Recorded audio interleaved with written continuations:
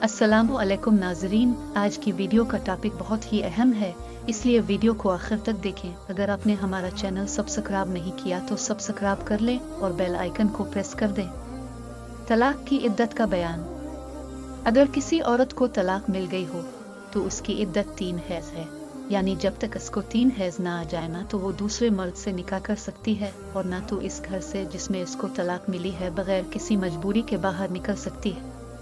तर्जमा, मुतलका औरतें 3 हैज़ के गुजरने तक निकाह वगैरह से रुकी रहे। तलाक की इद्दत में इसको किस तरह रहना चाहिए? जिस औरत को 1 या 2 तलाक रजही मिली हो और वो बालिग हो और हैज़ का सिलसिला बंद ना हो गया हो तो इसको जैसा कि ऊपर की आयत से मालूम हुआ 3 हैज़ तक ना तो किसी दूसरे शौहर से निकाह करना चाहिए और ना इसको इस घर से निकलकर किसी दूसरे घर में जाना चाहिए जिस घर में इसे तलाक मिली हो। अलबत्ता जिस औरत को तलाक रजही मिली हो उसको बनाओ सिंगार करने की इजाज़त है ताकि शौहर राग़िब होकर रजत कर ले। इरशाद रबानी है, तलाक रजही की तरह तलाक बाइन और तलाक मुग़ल्लज़ा की इद्दत भी 3 हैज़ है। इसको भी ना तो इद्दत भर किसी से निकाह करना चाहिए और ना इद्दत भर घर से बाहर निकलकर उधर उधर जाना चाहिए।